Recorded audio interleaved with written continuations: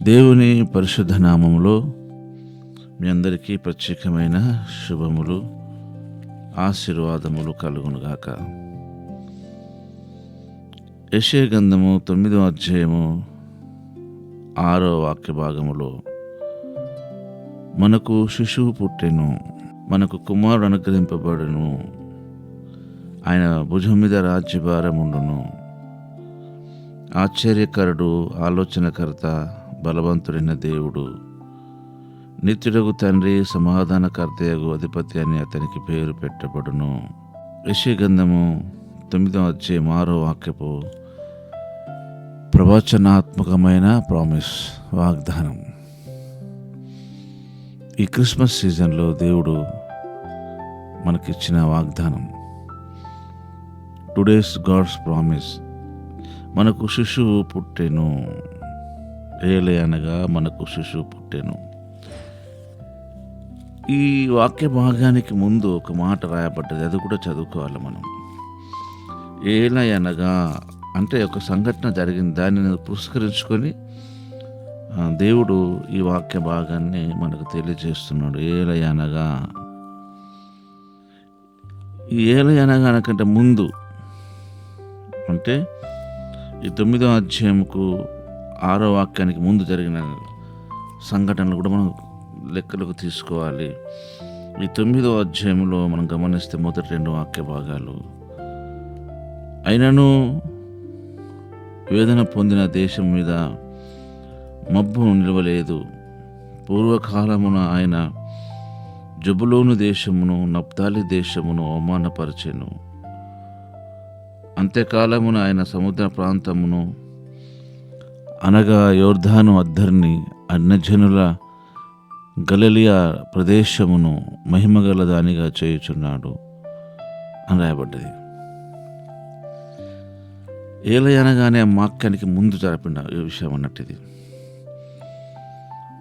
ఆయన వేదన పొందిన దేశం మీద మబ్బు నిలవదు, పూర్వకాలమున ఆయన జబులోను దేశమును నప్తాలి దేశమును అవమానపరచెను, అంత్యకాలమున ఆయన సముద్ర ప్రాంతమును అనగా యోర్దాను అద్దరిని, అన్యజనులు గలిలయ ప్రదేశమును మహిమగల దానిగా చేర్చున్నాడు.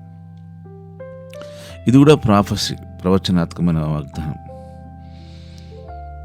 ఆయన నప్తాలి దేశమును జబులోను దేశమును అవమానపరిచాడు, కానీ ఇప్పుడు ఏం చేస్తుండంటే ఆ ప్రాంతం పట్ల ప్రత్యేకమైన దయను, కనికరమును, ప్రేమను కలిగిన వాడుగా ఉన్నాడని వాక్య భాగం యొక్క అర్థం. అయితే యోర్దాను అద్దరిని, అన్యజనుల గలిలయ ప్రదేశమును మహిమగల దానిగా చేర్చున్నాడు. ఈ నప్తాలి దేశమును, జబులోను దేశమును, అలాగనే యోర్దానును, గలిలయ, ఈ ప్రాంతం అంతటిని అంటే ఆ ప్రాంతంలోని ప్రజలందరి పట్ల ప్రత్యేకమైన కృపను దేవుడు చూపిస్తున్నాడు. ఈ ప్రాంతాలన్నీ కూడా చాలా వెనుకబడిన ప్రాంతాలు, చాలా కుగ్రామము, అన్యాయము, అక్రమము, మోసము, అన్నిటికీ ఏ మేలు కూడా నోచుకోలేని ఆ ప్రాంత ప్రజలు. ఒక మాటలు చెప్పాలంటే దేవుని కోపానికి గురైన ప్రాంతాలు అనొచ్చు. కానీ ఇప్పుడు దేవుడు ఏం చేస్తున్నాడంటే ఆ ప్రాంతాల పట్ల దేవుడు వాటిని మహిమగల వారిగా, దీవెన కలిగిన వారిగా, వారికి క్షేమము, మేలు కలిగిన వారిగా చేర్చున్నాను అంటున్నాడు దేవుడు. అందుకనే ఏలే అనగా అని రాయబడ్డది 6వ వాక్యంలో. ఈ మొదటి 3 వాక్య భాగాలలో దేవుని ప్రామిస్ ఇది. జబులోనును, నప్తాలిని, యోర్దానును, గలిలయ ప్రదేశాన్ని మహిమగల దానిగా చేర్చున్నాడు. నీ జీవితంలో, నీ కుటుంబంలో అలాగనే దేవుడు చేయబోతున్నాడు.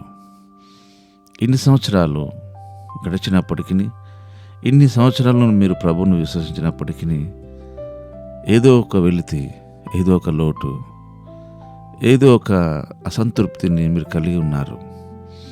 చూడడానికి ఎంతో హుందాగా కనబడ్డప్పటికీ ఏదో ఒక లోతు, ఏదో ఒక వెలితి, ఒక కష్టము, మిమ్మల్ని బాధపరుస్తూనే ఉన్నది.